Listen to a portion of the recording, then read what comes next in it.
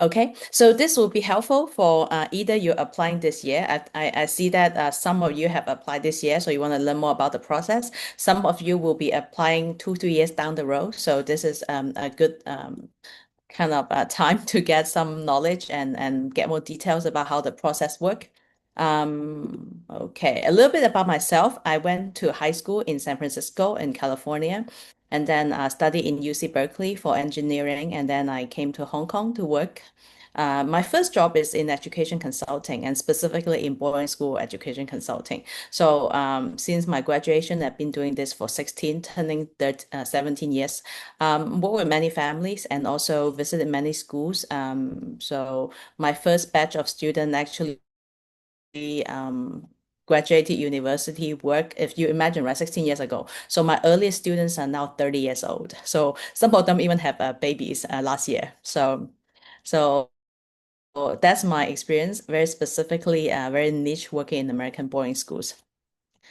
So, if you look at this timeline here, right, what our conversation today is very specific. It's not about before the deadline, it's about after the deadline. So, people that are here, we expected a smaller audience today because people that are here are very specifically interested in the details of how this process work. And as you may know, for high school, the deadline generally is January 15th.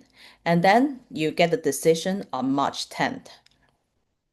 So in between those two time is the where the decision is made. But if you think about it, they have to use the last week to put the decisions into the system or into the envelope, right? Sometimes if you're expecting a DHL, some schools still very old-fashioned, give you a DHL package if you are admitted. So you will get an SMS or email notification maybe on the 7th, on the 8th already. So as you know, they need to put things early in the system. So that's why usually the decision are made at the end of February. Very minimal movement in March.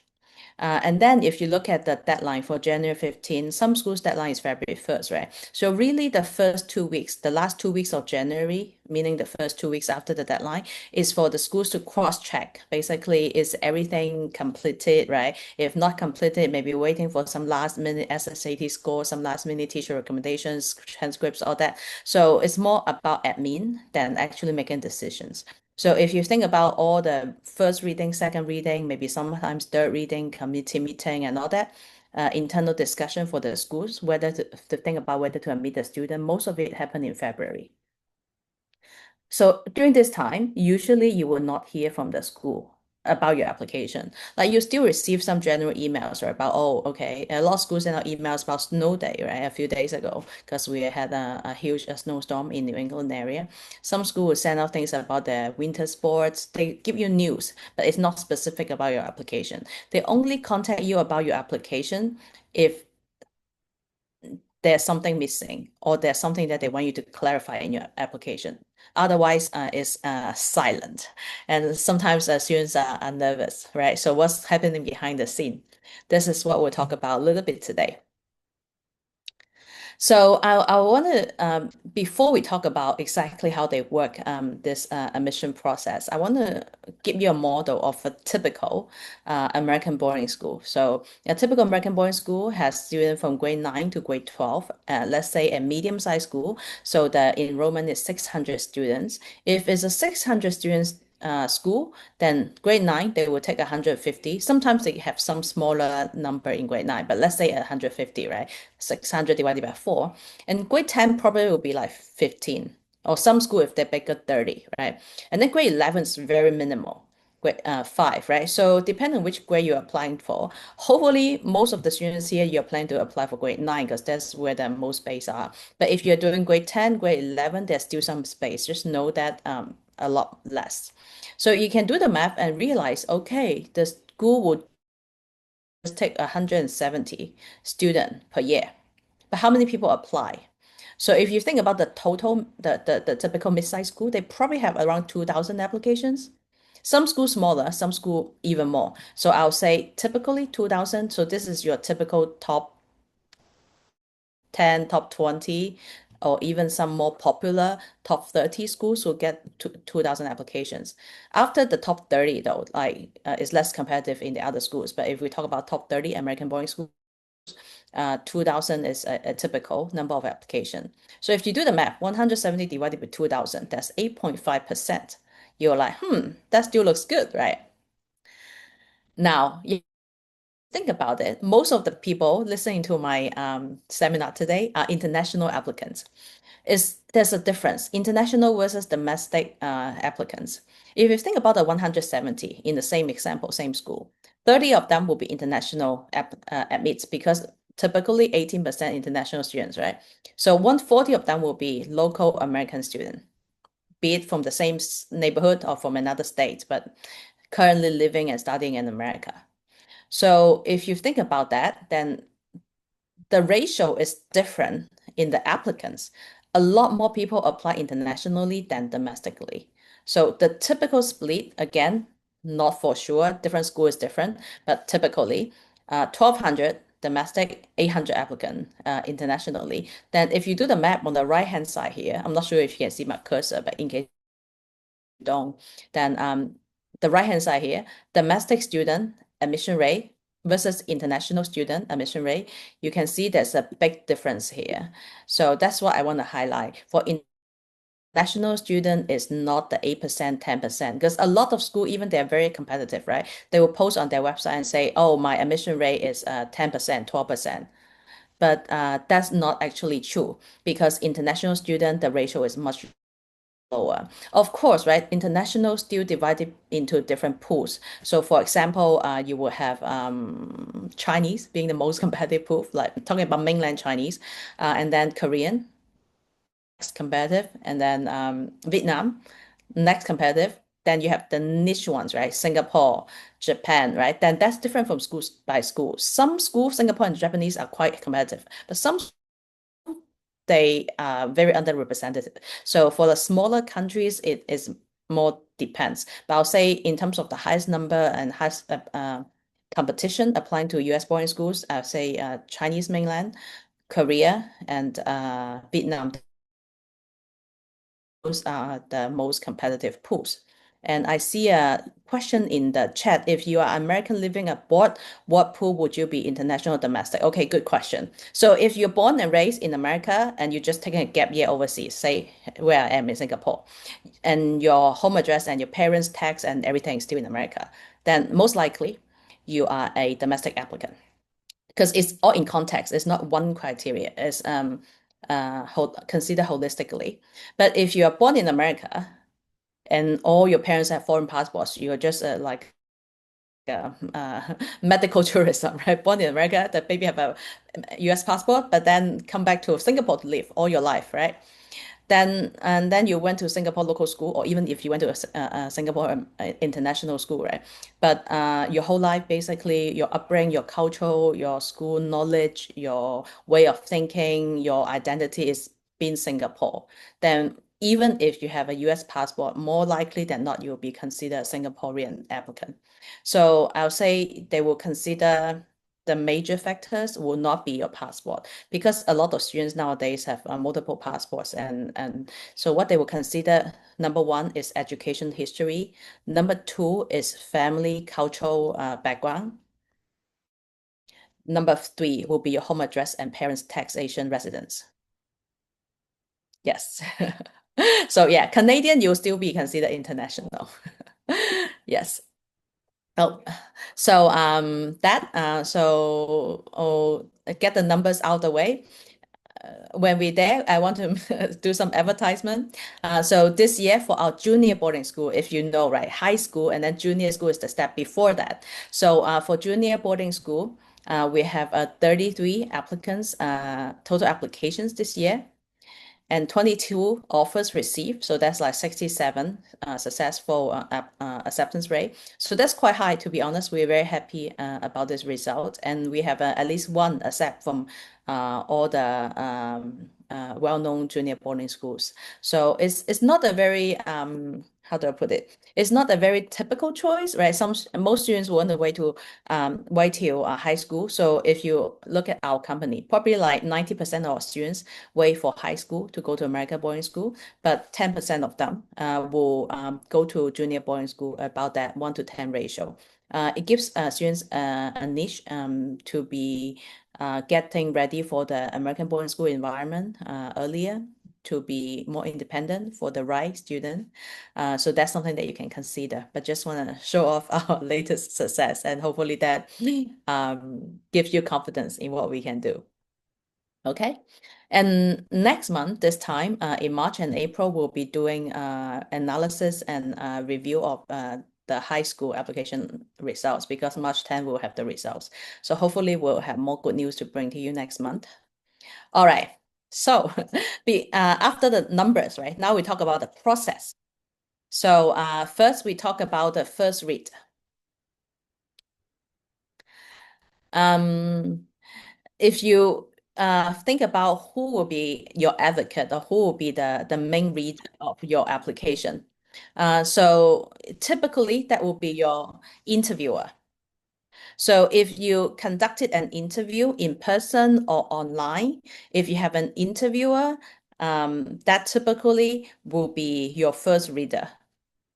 And if you don't have an interviewer, let's say if you just did the online interview or third-party interview, sometimes one admission officer will still reach out to you to say, I'm in charge of your file, right? So that one is your first reader. Occasionally, you don't have any of those information. You don't know who your first reader is then. Okay.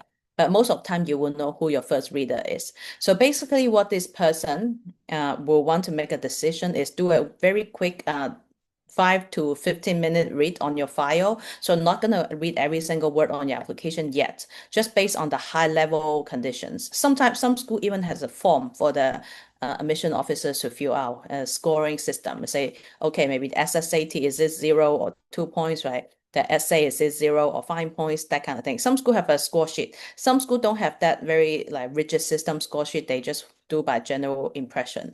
But basically, your interviewer, aka your first reader, will read your whole file and make an initial decision. And this is very important, because this person will say yes or no, right? Yes or no meaning on a high level, this person will say, can this student be successful in my school? See, not can this student be admitted, but can this student be successful in my school? So if the answer, for whatever reason, any piece of the application indicate the answer is no, then it's a no. It will be quite difficult for your application to advance to the next level. But if strong applicants, hopefully you don't have any obvious weaker link, then it will be a yes. So I'll give you some specific examples. Who will get cut in the first round? So for example, if you look into details, most of the time the school will announce say, okay, my school look at SSAT of 90% and above, and the student I admitted mostly have A's, right? So if you don't meet that, let's say your SSAT is 60%, right? Unless you have some very special things going on. Otherwise, if you're a typical student, but your SSAT is 60% and the school saying that I need 90%, then yeah, that will be a typical profile, or maybe your grade will be B's and C's instead of A's in a school that expects students to get all A's. Then your application will be cut in the first round without being looked in a lot of details. For example, teacher recommendation letters, that will be a very strong denial factor as well. Usually it's not about one teacher saying some mediocre things. Usually it will be 2 or 3, at least more than one teacher saying similar things. So for example, this student always misses assignments. This student is not respectful. This student is not communicative, right? So if multiple teachers or sources say the same negative important things in your teacher recommendations, that will be a strong denial factor that might get your application cut in the first round as well. Interview mismatch, right? So remember, your first reader is your interviewer.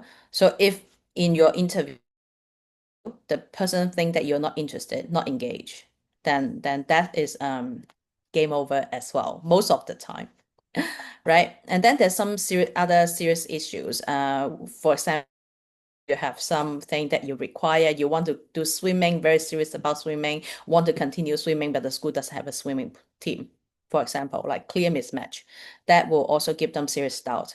So I would not worry too much, I'll say. Probably if, let's say, go back to our 2000 applicant example, right?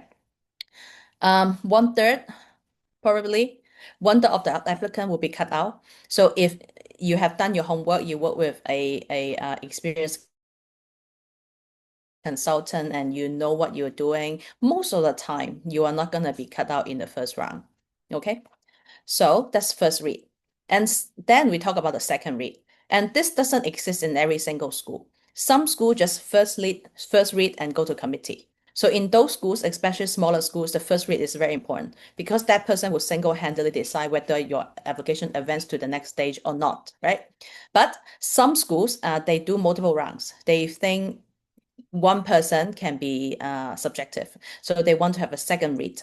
So this second reader has never met you, right? Because the first read is your interviewer. So it's a little different. This person can only base on the written note of the interviewer plus your written application. So, and most of the time, this second reader will have the same decision as the first reader, right? Unless for whatever reason, the second read person does not agree with the first person, then it will go to a third reader. So this is very far in between because most of the time, first reader is done, right? And second reader usually just spend even less time confirming the first reader. Only if those two strongly disagree with each other, then they go to a third reader. So if you see some schools, if they have like big schools and big admission office, and you can see how big the admission team is, right? Like if it's more than 10 people, I'll say, probably like they will have a third reader, have that like very strict process. So yeah, you won't know who those people are. You will only know your interviewer and first reader, but just give you a sense of how this thing will look like. Or sometimes it's like in between, you know. So for example, for some schools, right, they have both scoring sheets, for example. And let's say the first reader says the score is 5.5. Let's say 6 is a passing score, right? And the first reader says 5.5. The second reader says 6.5, right? Then average is 6, right? If it's very kind of in between, then they will also pass it to the third reader. But to be honest, right, if you are at that position, most likely than not, even if you pass the second and third reader, but that shows that your application is not very strong. So even if you survive the three readers, your application will not survive the later committee rounds because those are most brutal, right? Because we're saying here we only cut out one third of people by the readers. So then we go to committee.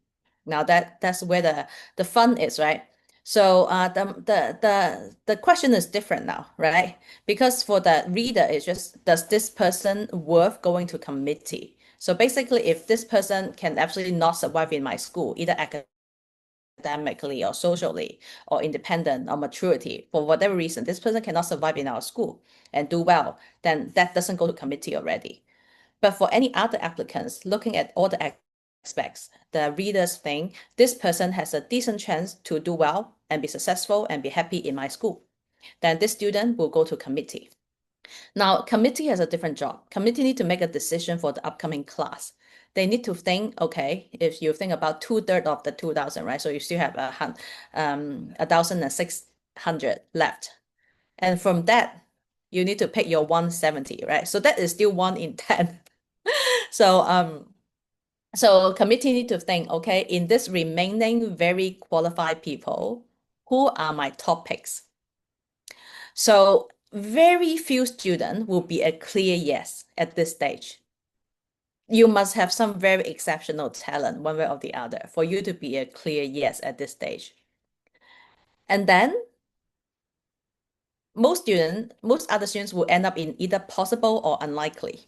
So that's more like a ranking system, you know. So some schools they will either have two rounds of committee. So first round exactly is like that. Put people into three categories. Clear yes, maybe, probably no. They put people in three categories. And then second round, they work on the middle group, right? So, but some school, if they don't have exactly 2,000 applicants, if Some schools smaller, they have only 500 applicants, then maybe they just do one round. Okay. So now this is the question that people ask us most of the time, right? How do they make the decision? Do they do a first ranking of the SSAT, of the school grade, right? Because the holistic application process, they think about everything. So one is they think about academics. So um, they will, so for the going back to the last slide, right? The unlikely group, there might still be some student who has some exceptional talents, but academic is a little bit questionable, like barely making the the pass mark, right? So for example, I'll give an example. So just now with the same school, that says SSAT, our benchmark is 90%, right?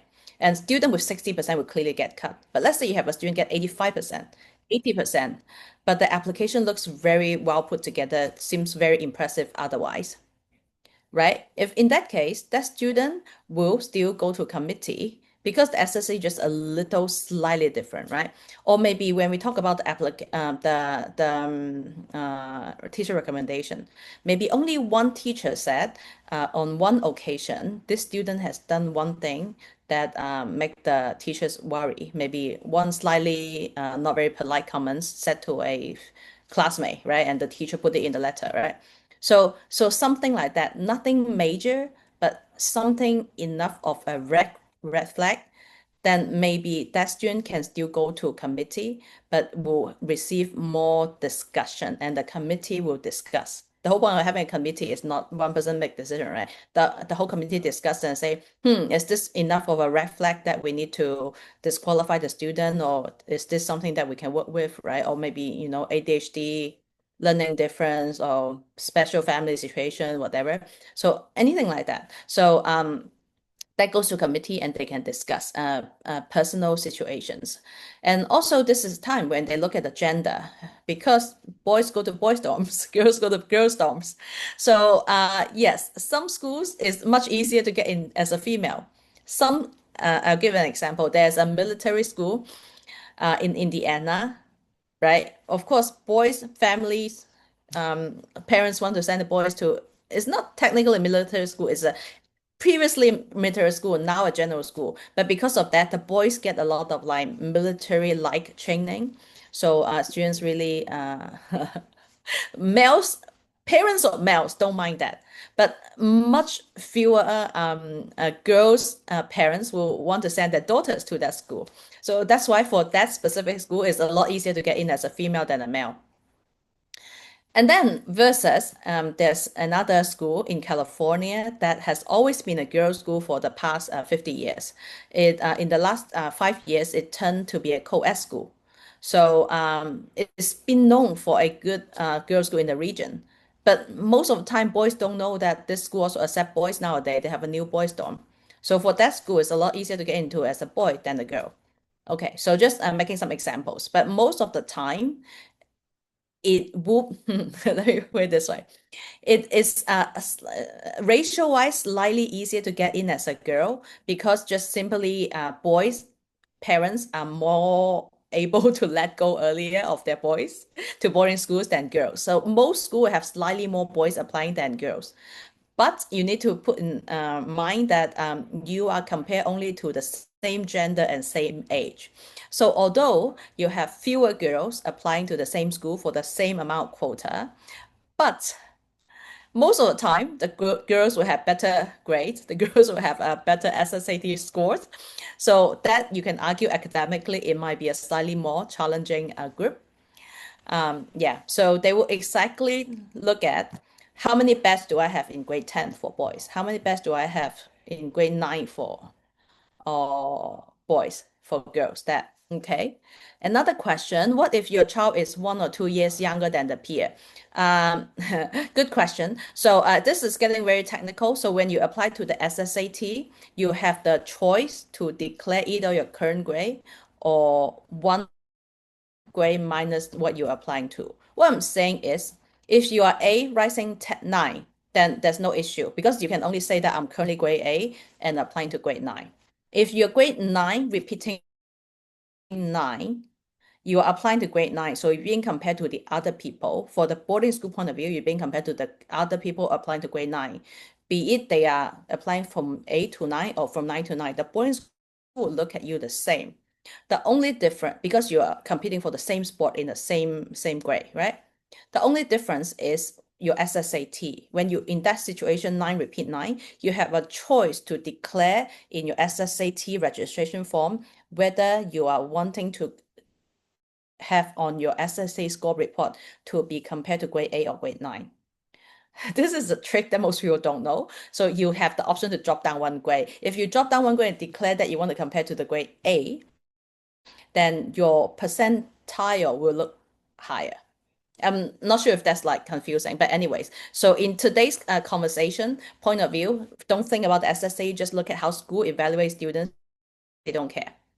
They only want to look at student applying to the same grade, regardless of your age, except if your student is 1 year older and also an athlete and very competitive level, and you're repeating a grade in especially Massachusetts or Pennsylvania or California, then there are state laws that prevent you from playing sport after 19 years old.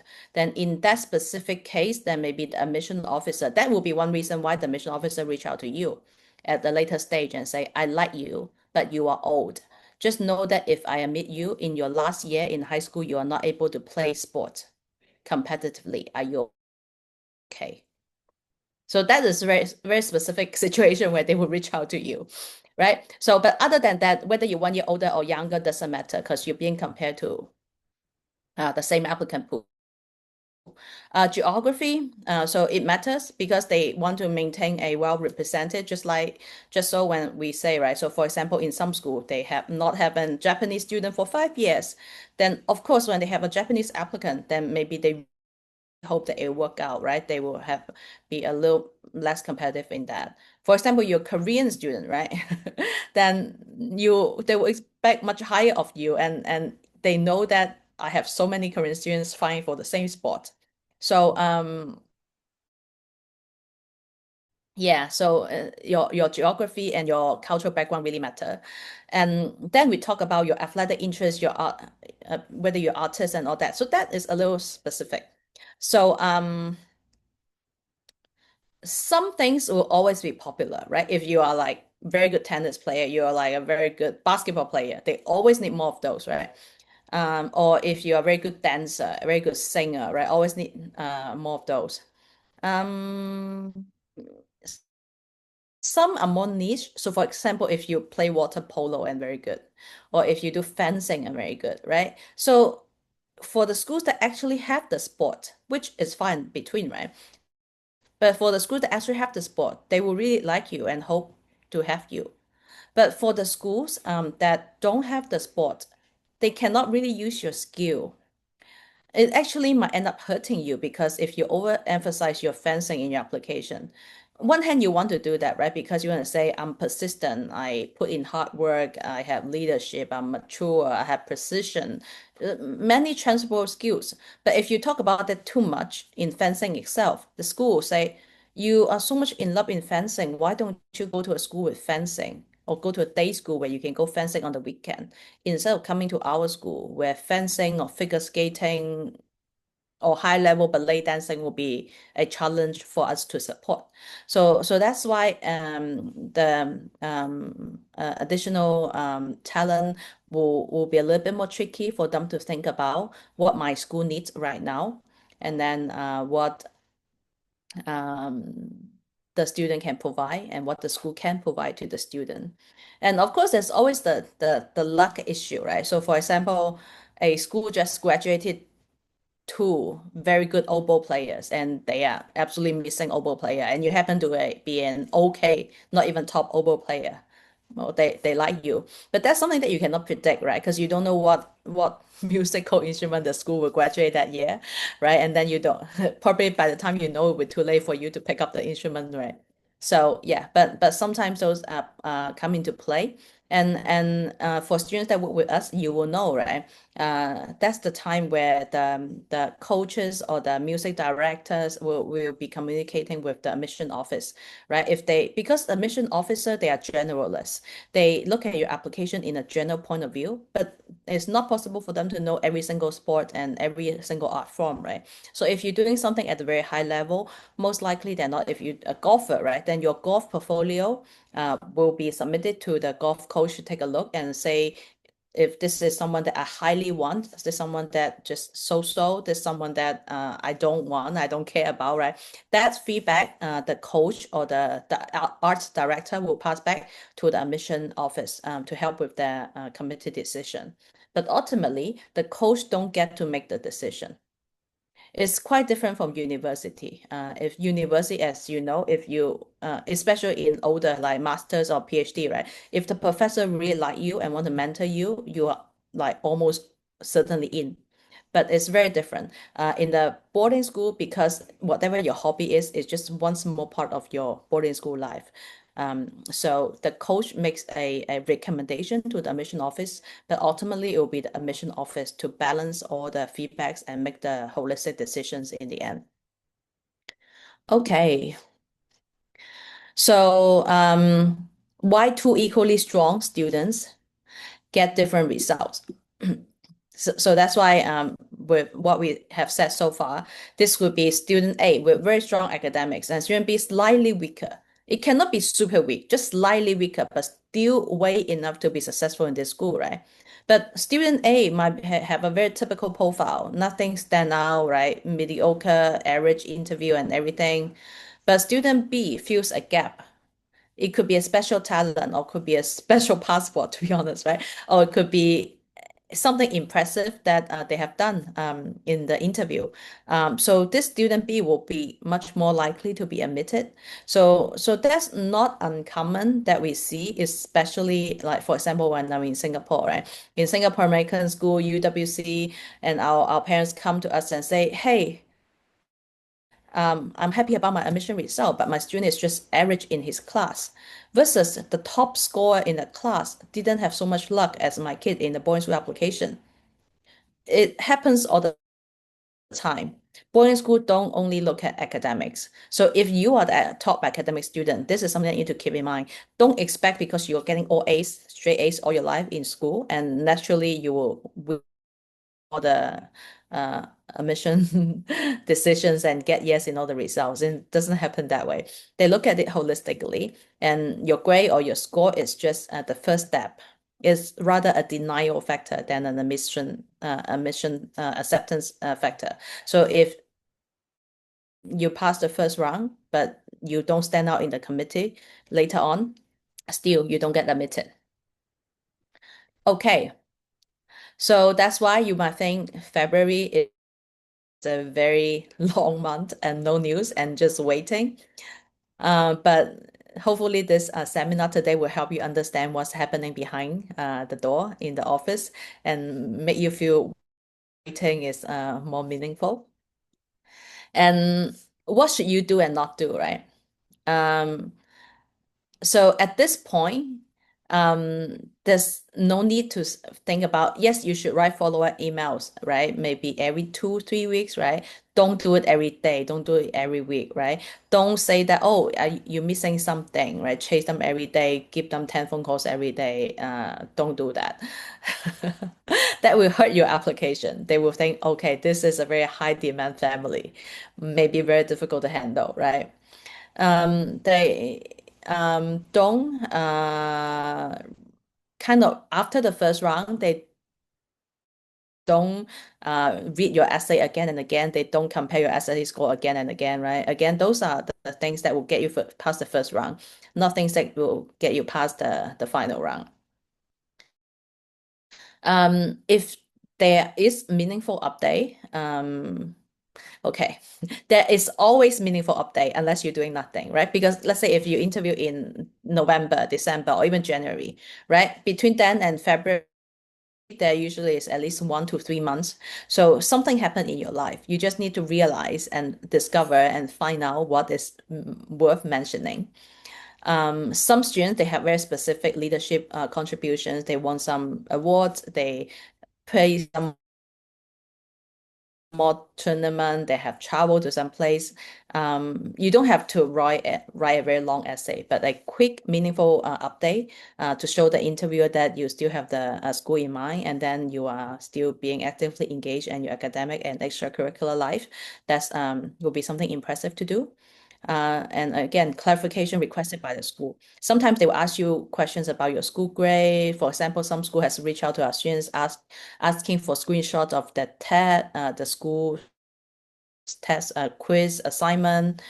Different school has different reasons why they request for different things, right? So even sometimes, very occasionally, not frequent, but occasionally even like will email your school teacher to ask for clarification if they have some question about the recommendation letter. So all these are very normal. Okay. So what should you do? Look forward to a revisit day. So if you're lucky enough to be admitted by multiple schools, let's say if you're admitted by two, three, four, actually I think like the highest we have a student admitted by 7 to 9 schools. I don't remember the last 2 years. One kid get admitted by 7 schools, the other kid get admitted by 9 schools.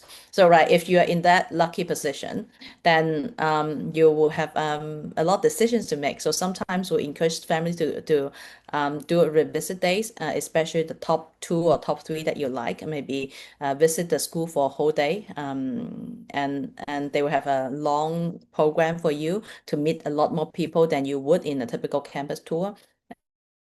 And it's not uncommon that your decision will change. We've seen that over and over again through the years. Like before the campus visit, you have one ranking by just reading the information on the website. After the short school visit, right, you have another ranking that some schools rankings change. And then after the revisit day, your first become two, second become first. And we see that all the time because the revisit day is a very different experience from the typical application interview and tour. So that happens. So look forward to that. They will give you all the information about the revisit day, usually in March, latest April. Prepare emotionally, depending on how okay the student is, right? We have some parents that are so nervous, don't even give the students log in, right? The parents want to be the first one to log in and make sure the students are emotionally emotionally ready. On the other hand, we have the parents, they have no idea what the logins are and they don't even know their logins and the students handle everything.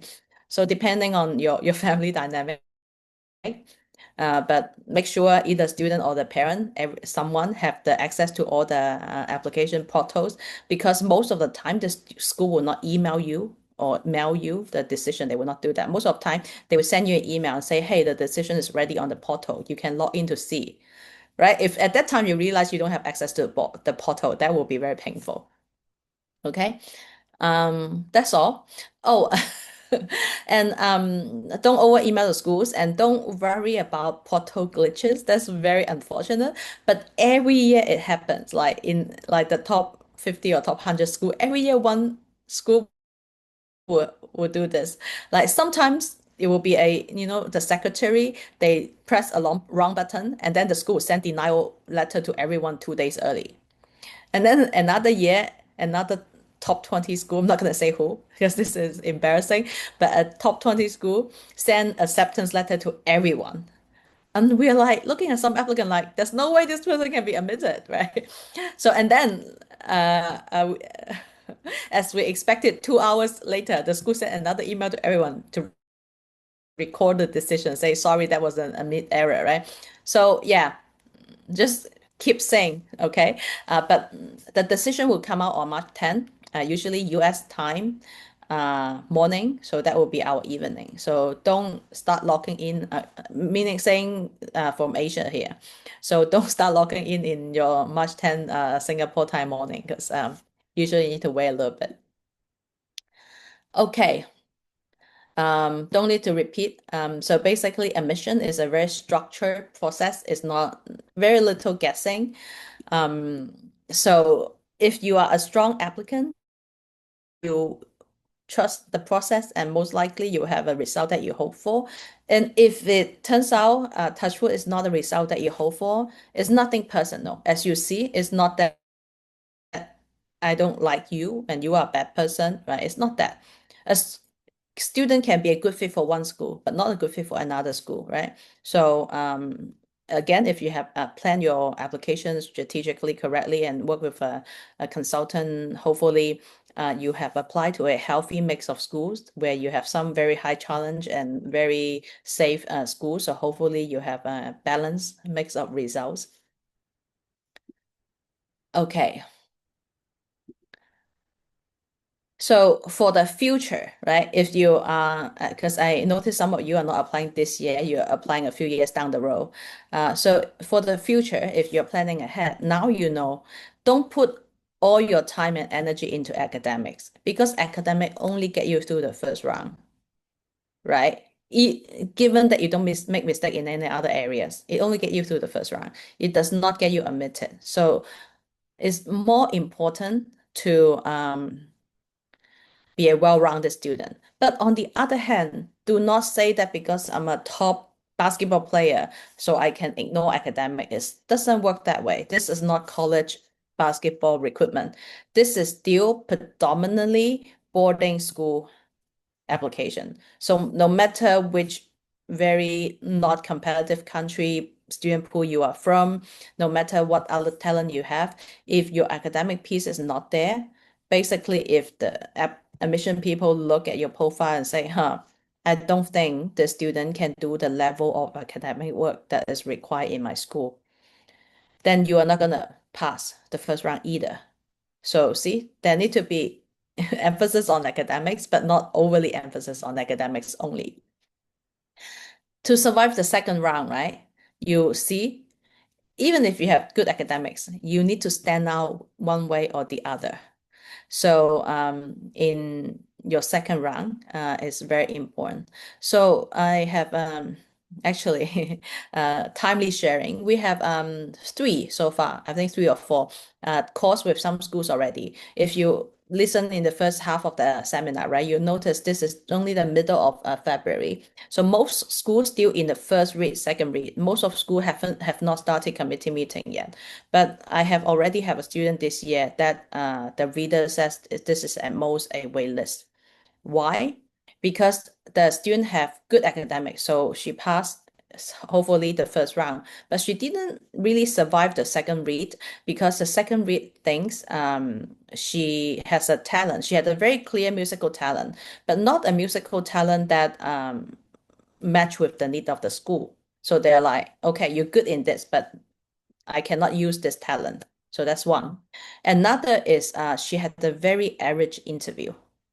So meaning that it's not felt that she had a strong interest in the school. It's not felt that she have a high level of confidence or reflection or knowledge and what she has accomplished or what she can contribute.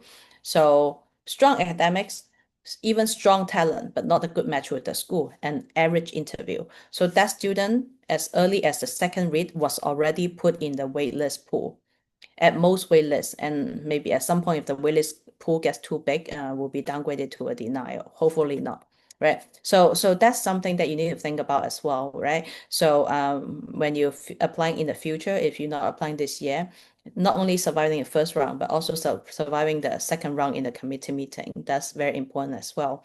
That's why sometimes the student, they start working with us 3 to 4 years. So for example, there's a kid that started working with us 4 years ago, finally applying this year. So you can see everything that he has done is very strategic. That can be fit into the kind of school that he wants to go to next. So that not only give him an edge in the application process, that also give him a very strong edge once admitted, that have a stronger head start compared to the other students that are less prepared. Okay. So that's that about our done with the seminar today. Feel free to ask questions. Drop down notes in the chat box if you have any follow-up questions. Just want to introduce our company a little bit. Sesame Education. We're based in Singapore. Although previously we work from Hong Kong, so extensively work with families in Japan, Hong Kong, China, East Asia. Now that we moved to Singapore, we work a bit more with students in this part of the Asia, right? Singapore, Malaysia, Indonesia, India to an extent, UAE. So yeah, we serve a international cohort. We even have families from Africa. We have families from America, London, right? So different places. So, but we are based in Singapore, but we serve students worldwide, and we work in different time zones.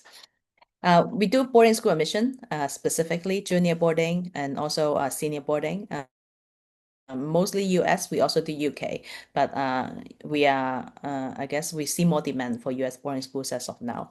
Also university admission. So that's all. We do not do master's or PhD. So we think once you hit 18, 19, you're adult, you can handle that on your own. And if you're interested, you can check out our social media, our website, or if you want any consultation. Okay. I have a question, right? What service do you offer for 2 to 3 years ahead? Yes, so we have education planning and we have a profile building. So education planning is more for students, well, the youngest student we have for application planning is probably like in second and third grade, thinking about high school or junior boarding, so they're not sure. So basically, these students will meet them like around quarterly and give high level advice, right? So that the family will be like, okay, we are going to go to this international school versus that international school, or we are going to London or LA as a middle step, or maybe, oh, should I do piano or violin if the kid is interested in both, right? So all kinds of like high level strategic planning decisions that needs to be made. And also quarterly, we keep in touch with the student to make sure that because the family, you only see one child, right? Or if you have multiple children, you only have see children in your family. But for us, every year we see many students at different age, right? So and especially we have data point from our experience to see if the student is a successful high school applicant at grade A. How does this student look like in grade 6, grade 5, grade 4, right? Sometimes the family will say, oh, my kid is so immature and blah, blah, blah, definitely not ready to boarding school. I'll keep her at home forever, right? But then when we interview the kid, we're like, no, your student is very mature for her age. She's ahead of her age, right? And maybe although, and sometimes the parents tell us that the kid is very shy, and when we talk to the kid, it's not shy at all. So it's all. So I think the good thing is we have data point. We can compare across the board horizontally, so can provide a more objective, hopefully more holistic point of view. And we have seen different family how they prepare their kids, what activity they choose, what resources they find, how they combine the different possibilities, right? So we have seen how things can be done and possible in different case studies, and we can share some ideas with you. So that's what we do, high level, right?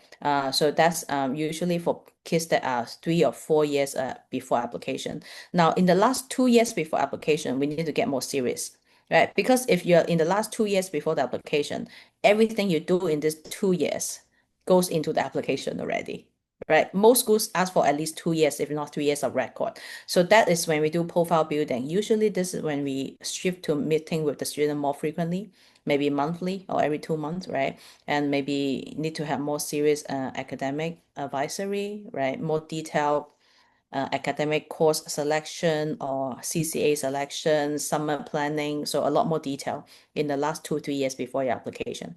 So yeah, hopefully that answer your question. How many students do you help each year? Um, I think this year around 40 students. Let me see. For boarding school.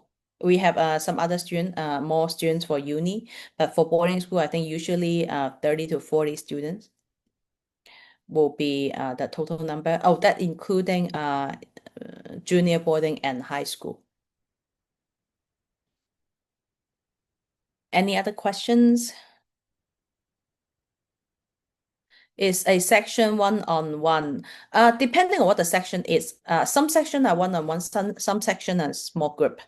Of course, some family, if for whatever reason they want to make all the sections one-on-one, we can make it one-on-one.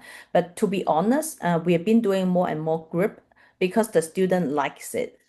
Let me put it this way. So, because this is a very targeted presentation. So if you are here, very likely than not, you're looking at the top 30, top 20, top 30 schools.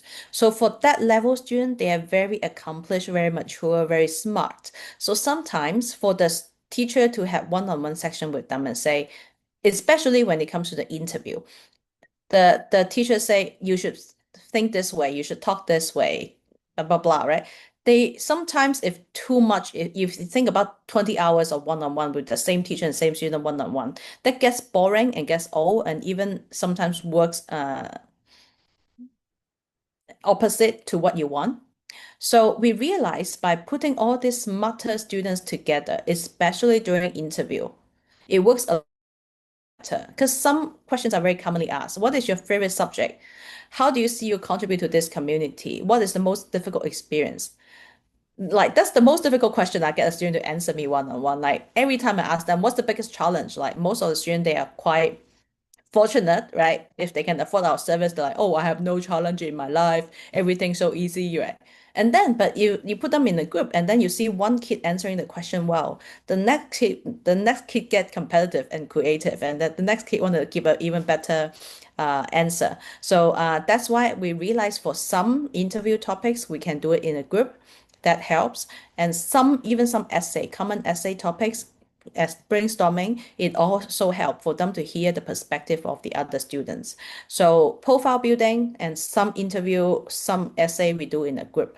But sometimes some students maybe they're in boarding school already, the schedule cannot match and or maybe for whatever reason they prefer everything one-on-one, we can cater to that as well. So we are quite flexible. We offer both small group and one-on-one, or most of our students, I would say 90% of students, their service is a combination of small group and one-on-one, depending on what the topic is. Okay. If there's no further question, thank you very much. And you a early happy Chinese New Year, and hopefully a good evening and good weekend ahead. And wish you best of luck on March 10th if you're applying this year.